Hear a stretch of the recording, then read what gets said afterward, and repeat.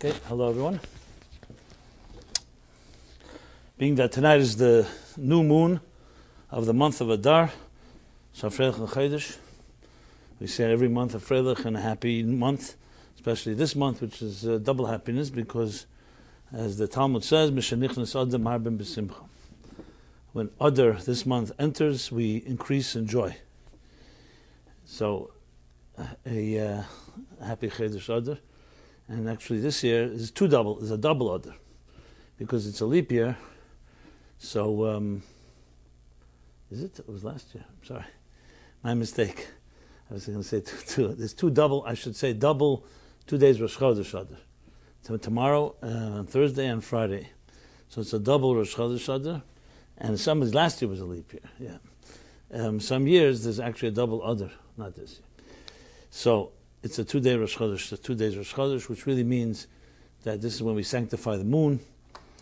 Now is not the place to go into why there are 2 days, but it really comes down to being precise, that it wasn't very clear exactly when they used to sanctify the moon based on the witnesses. So it wasn't always clear in the areas outside of Jerusalem or outside of Israel when it was. So bottom line is we have double joy, double Rosh Chodesh joy. Okay. I also want to say, I want to dedicate the class to Chaim Nachum Ben Menachem Mendel, the Shloshim, tonight, on the 30th of Shvat, the first day of Rosh Chodesh Adar. And they're dedicated by his dear son, Mark, and his wife, Rebecca Belinsky. So, now, the way the Talmud puts it is very interesting. It doesn't say just when the month of Adar enters, we increase in joy. It actually equates it with, oddly, with a different month. And it says, just as Kishem, Shenichnas Av, as when it comes of, the month of Av, the sad month, the saddest month of the Jewish calendar, we decrease in joy, Memaitim B'Simcha. Kach, same thing, and Adar, we increase in joy. Which immediately begs the question, joy is joy. We all know that life is not perfect, and there'll be times in life when we'll have sad moments. But why throw it in our face, almost like as if equating and saying, just as you decrease in joy, you add in joy? Why bring these two together? And I've discussed this a number of times, that you find a similar thing, that when Moses decreed, why we sit, God forbid, we sit Shiva 7 days. Many people think Shiva means sitting. It also means Shiva as 7 days. And when we grieve for the loss of a relative, a friend, a parent, or a close relative, a blood relative. But there too, the Talmud says that Moses decreed 2 things. He decreed 7 days of grieving and 7 days of celebrating. That's why we also have Sheva Brachos, 7 days of celebrating after a wedding. Again, throwing these two extremes together, as I said, if a person is happy, why do they have to remember and be reminded that there's also sadness? So, as we shall discuss through this evening, we'll see, because joy has a far deeper meaning than just having fun. When someone's having fun, yes, you may not want to remind them that there's other things in life. Joy, simcha, has a far deeper meaning than just frivolous fun. It's a whole state of being and connected to all of life. And so I just posed that question at the beginning, and I'll answer that in the course of this class. So it's always good to begin with a provocative question. But maybe the biggest question of all is an issue that so many people struggle with, and that is their own personal happiness in life. In a disproportionate way, more people are unhappy than they are happy. And within life itself, there's also, you can ask the question, even when you have happy times, if you had to compare the two, make 2 lists, are they happier? Was most of your life happy, or most of your life is sad?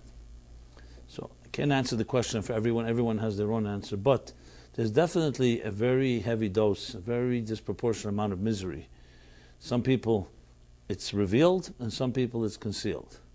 As the Rose said, most men lead lives of quiet desperation. So many people are very quiet about their so-called despondency and their marash chayre in Hebrew, Morish Cher means like a dark temperament. And there's Mara Levena is a more light temperament. And whatever reason it is, it's been analyzed by many people. Why is our generation less happy than previous generations? So some argue very much so, even though one would think that we have more freedoms today and a higher standard of living and more options than ever before. So it would seem that we should be happier than when our grandparents were able to survive with far less money and far less possessions and far less materialism. So a number of years ago, I was at a conference in Peru, in Lima, Peru.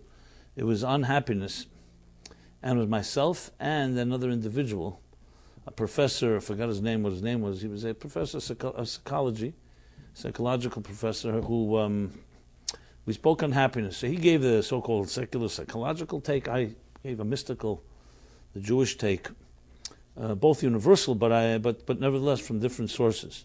And I remember something interesting he said. He said that studies show that the country that has the most people per capita that are happiest is Holland, of all places, Holland. And there are different theories why that is. Some say maybe because they all have free health insurance. It's a socialist country somewhat. Maybe some other reasons like that. But he traveled there and he noticed something interesting. That in Holland there are no public advertisements. There are no billboards. They don't advertise, there's no billboards. And so his theory was the following. After doing some research, he figured that in the Western world, by the time you're age 20, you have seen 1 million advertisements. Seen or heard 1 million advertisements on radio, television, internet today, newspapers, magazines, on the street. Just walk the street. How many advertisements are coming your way? You walk into a store. So he said, in Holland, you don't have that. And since you don't have it, people are satisfied with less.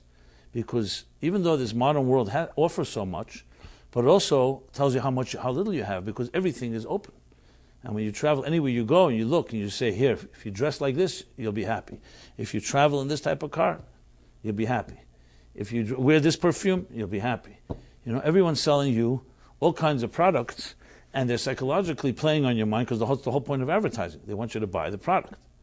And everything, and there's no way that you can purchase all the products that are advertised, so you're left with a very deep sense of wanting, because you think that everybody else has it, you don't have it.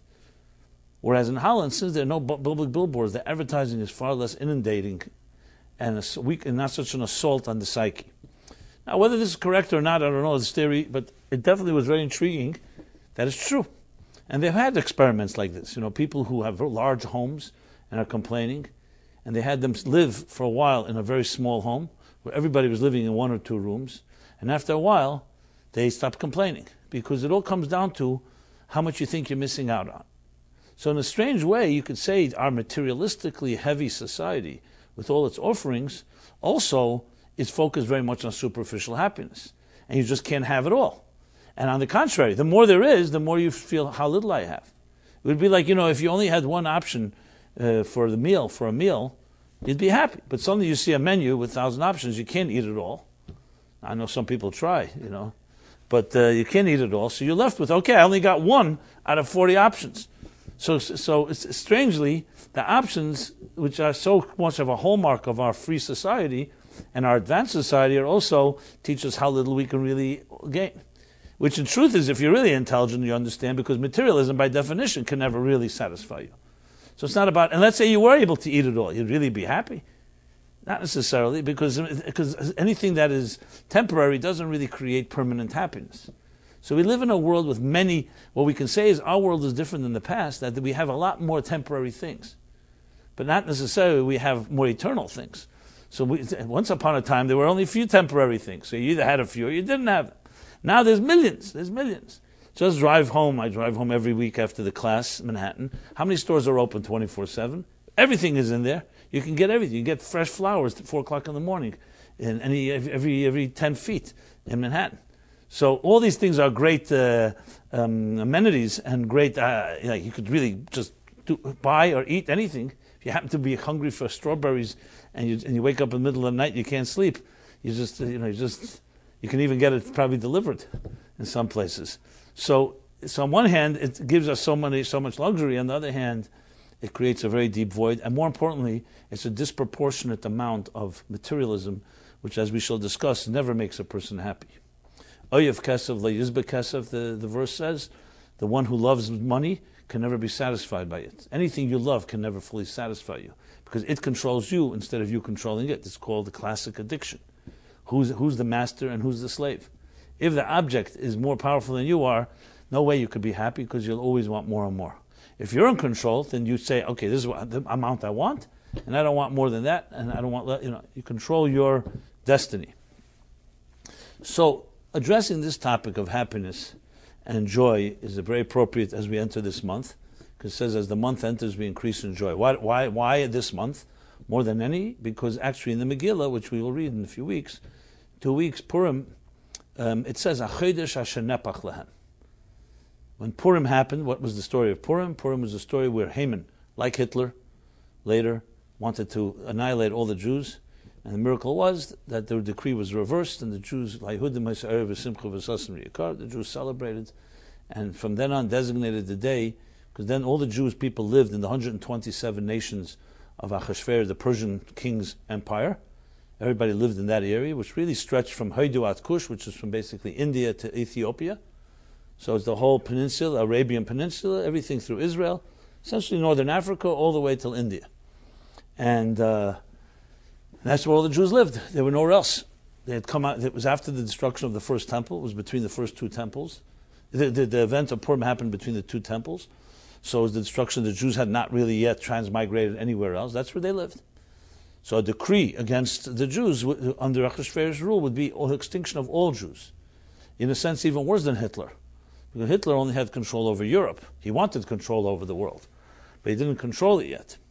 So Purim became the great holiday of our salvation, and we honor it through several mitzvahs. We read the Megillah, of course, twice, on the eve of Purim and the day of Purim. We'll talk about it more when we get closer to that time. I think Purim this year is actually Thursday, right? So it's a Wednesday night. I don't know if there'll be a live class. I'll let you know next week. I'll announce that.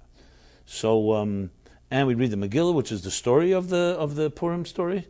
We celebrate through a festive meal, which was the way the Jews showed their unity at the time, and through sending gifts to each other, both monetary gifts to the poor and food gifts to each other, to friends and colleagues and so on. But it celebrates not just that day was transformed, HaChodesh it says. The entire month was transformed. Because this was the month that Haman had designated when he threw his lots when the Jews would be killed. And instead it turned not just the day, so the whole month. Which is interesting, because you could have just made the day.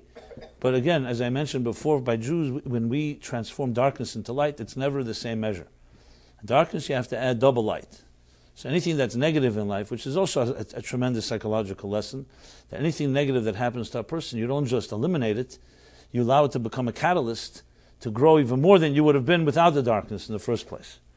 Which is a very, very solid and positive approach to life. That means any challenge that comes our way, we don't just see it as, okay, let's get rid of the challenge and we're back to square one. We're never back to square one. The challenge has to make you stronger. That's